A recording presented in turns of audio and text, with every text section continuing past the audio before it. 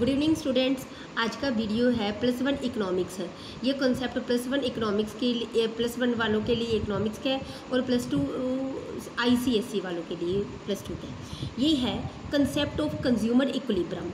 यहाँ पे consumer equilibrium का मतलब है consumer means upper customer, okay. Equilibrium means more and more satisfaction.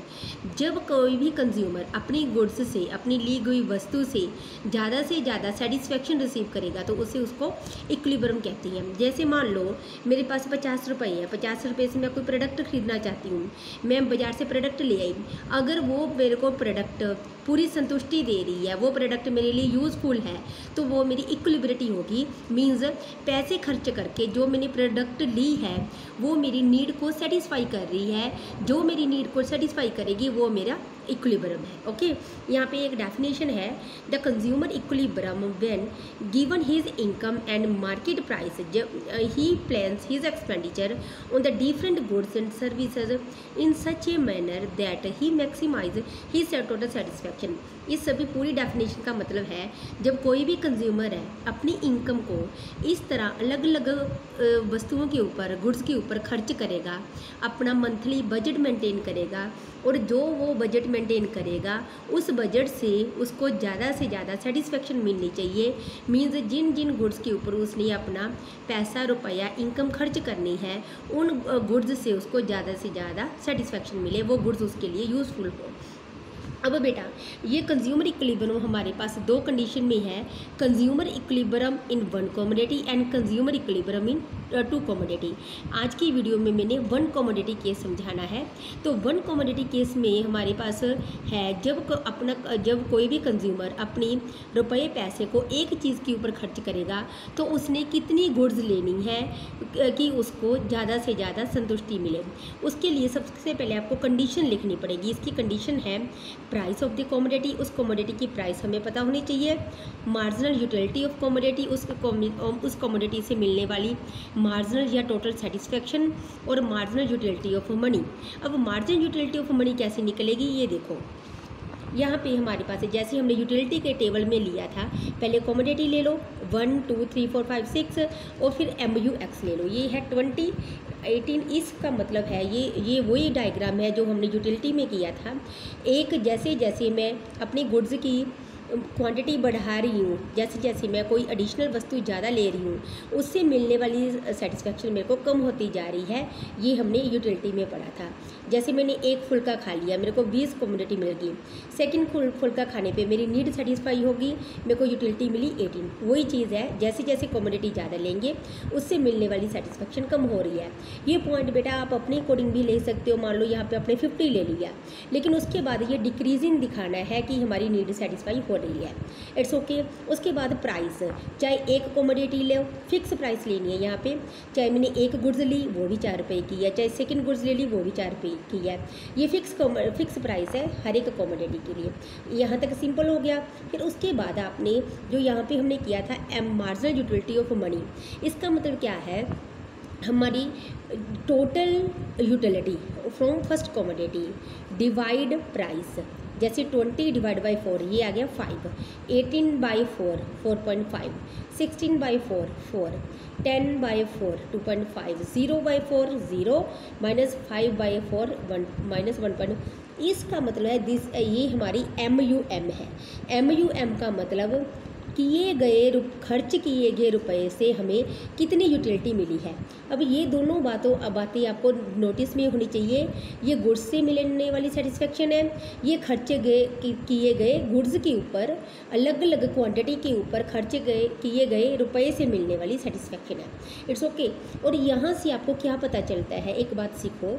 जैसे मैंने मान लो एक कमोडिटी के ऊपर ₹4 खर्च कर दिया और उससे मेरे को सेटिस्फेक्शन मिली है 5, तो ये मैंने दोनों का कंपैरिजन करना है। अब मैं ये शेड्यूल बनाने के बाद दोनों का कंपैरिजन करूँगी।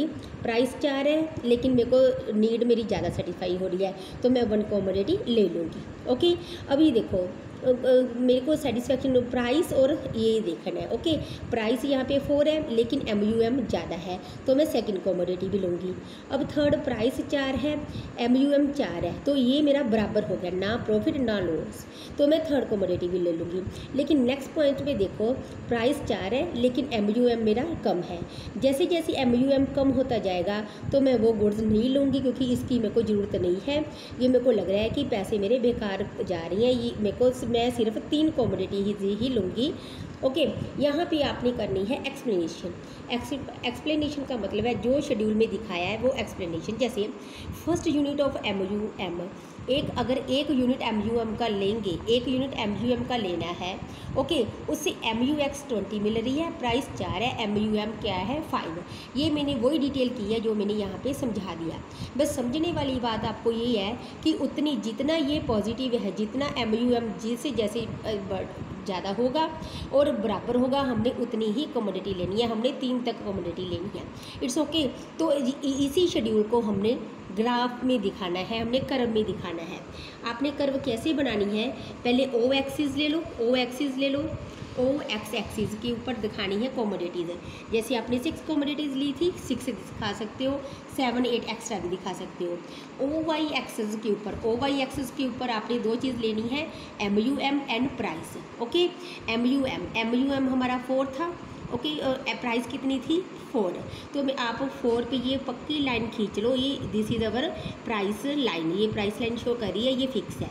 और MUM कितनी थी हमारी, ये देखो इधर MUM हमारी कम हो रही थी ना, ये MUM ही मैंने यहाँ, ये वाली MUM मैंने इस लाइन में दिखाई है, ये डिक्रीजिंग लाइन है, डाउनवर्ड स्लोपिंग है, तो ये मैंने MUM। आपने ध्यान कहाँ पे रखना है, ये स्टक पॉइंट है, ये इक्विलिब्रियम का पॉइंट है कि जो हमारी MUM 4 है और प्राइस 4 है, जिस पॉइंट पे ये टच करेगी, कट करेगी एक दूसरे को, वो कंज्यूमर का इक्विलिब्रियम प्राइस है। इक्विलिब्रियम का मतलब है खर्च किया गया रुपया और उससे मिलने वाली सेटिस्फेक्शन दोनों का बराबर लेवल हो, दोनों का इक्वल लेवल हो, वो हमारा इक्विलिब्रियम पॉइंट हो गया। इट्स ओके बेटा, ये कर्व है। उसके बाद नीचे कर्व की एक्सप्लेनेशन है, क्या है explanation of the curve, MUX is the downward sloping. ये मैंने पहले ही बोला है कि जो MUX है, जो हमने total utility divide by price करके लिया था, वो डाउनवर्ड स्लोप आनी चाहिए, ये कम हो रहा है। It's okay. सेकंड जो PX है, जो हमारी PX है, दिस इज अवर PX, ये हमारी प्राइस लाइन है, ये हमारी सिंपल लाइन है, फिक्स लाइन है, क्योंकि प्राइस हमने फिक्स ली है। उसके बाद MUX downward line and show the MUX, वही चीज़ है जो MUX है, ये हमारी मनी वर्थ है। ओके, इस तरह लास्ट में आपके पास ये पॉइंट दिया हुआ है, ये फार्मूला दिया हुआ है।